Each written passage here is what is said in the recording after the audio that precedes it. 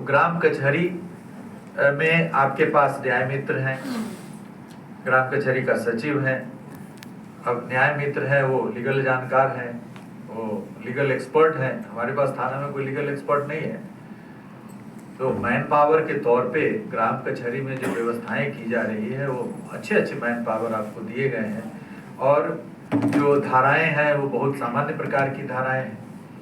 यदि सामान्य प्रकार की धाराओं में पर्याप्त रूप से कार्रवाई हो जाए तो बड़ी बड़ी घटनाएं निवारित की जा सकती हैं, प्रिवेंट की जा सकती हैं। क्योंकि आप देखते होंगे कि जैसे कोई भी गंभीर कांड हो रहा है, सीरियस राइटिंग का कांड हो गया, मर्डर का कांड हो गया, तो वो पहले शुरू होता है छोटी सी घटना से शुरू होता है। छोटी सी घटना बढ़ते बढ़ते बढ़ते, चाहे वो जमीन विवाद जनित हो या किसी और चीज को लेकर के चली हो, शुरू में छोटी सी घटना होती है, गाली गलौज हुआ, लपड़ थप्पड़ हुआ, फिर 307 जो आजकल 109 धारा हो गई है, माथा पे चोट लगा, हाथ पे चोट लगा, मारपीट हुआ, और उसके बाद फिर वो मर्डर में परिणत हो जाता है।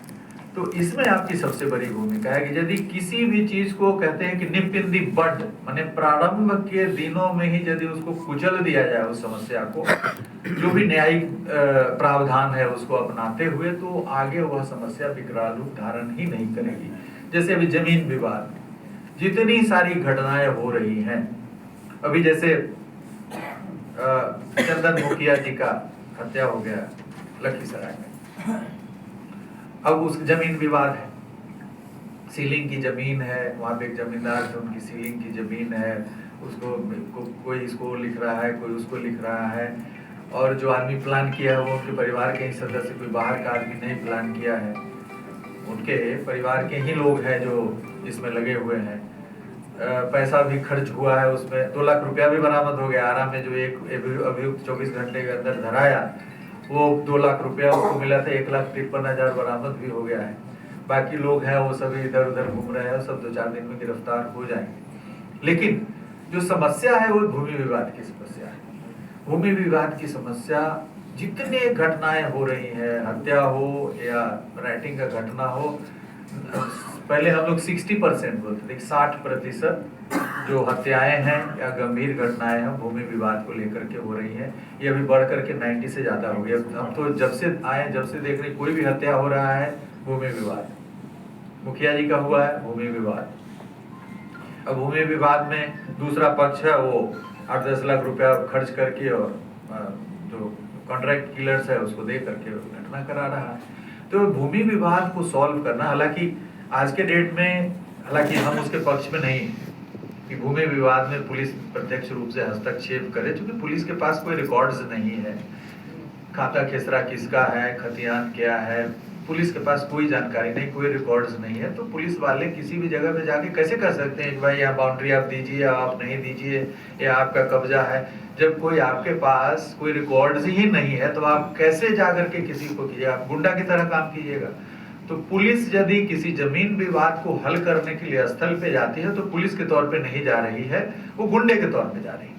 और जनता की पूरी अपेक्षा है, बड़े पढ़े लिखे लोग हमारे पास आ रहे हैं और रेवेन्यू एडमिनिस्ट्रेशन में किसी का नाम नहीं ले रहे हैं, सीओ का नाम नहीं ले रहे हैं, डीसीएलआर का नाम नहीं ले रहे हैं, किसी का नाम ही नहीं, सिर्फ पुलिस का नाम ले रहे हैं। डीएसपी हमको हमारा विवाद नहीं सॉल्व कर रही है, डीएसपी कुछ नहीं कर रहे हैं, दरोगा कुछ नहीं कर रहे हैं।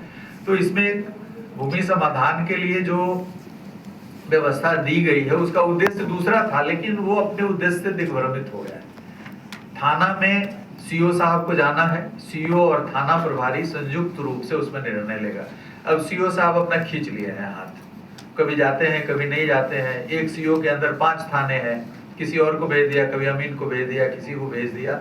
तो यह सोचा गया था कि सीओ साहब थाना में जा करके अपनी कार्रवाई करेंगे, और यदि पुलिस से संबंधित कोई कार्रवाई 160 करना हो किसी के ऊपर की भयंकर विवाद होने वाला है, तो पुलिस वाला 160 करेगा। यदि 144 करने की जरूरत हो, उस पर किसी को रोकना है, सीओ साहब कहेंगे कि भाई इसमें 144 का ये मामला बनता है, तो पुलिस 144 करेगी। इसके आगे पुलिस को उसमें कुछ नहीं करना था।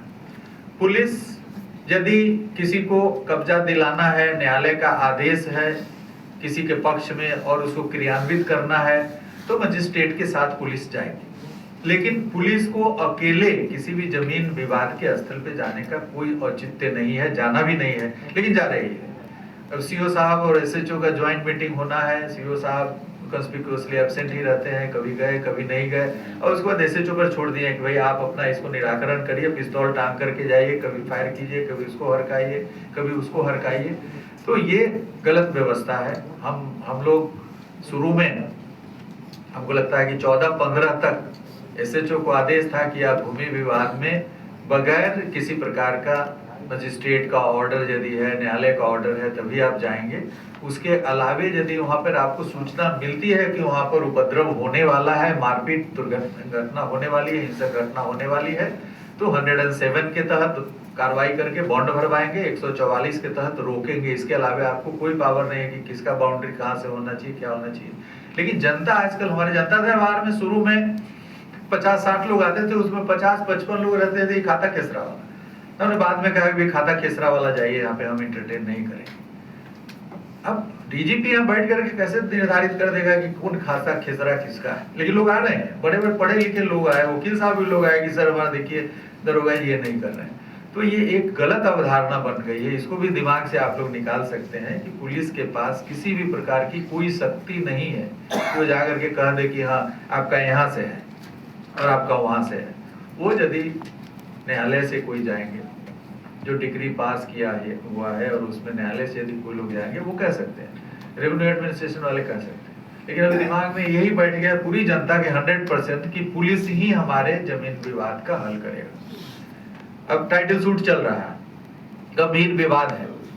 कल एक रात में फोन आ रहा था मुजफ्फरपुर से और आई तरफ से कि यहाँ पर बाउंड्री दे रहे हैं, कोई 16 बीघा जमीन में कोई बाउंड्री दे रहा है, और वहां पर चकबंदी हुआ था। तो चकबंदी के आधार पे वहां पे अधिकार का सृजन हो गया। चकबंदी तो लागू नहीं हुआ बिहार में, तो चकबंदी में यदि पहले नहीं है, पहले किसी और के नाम से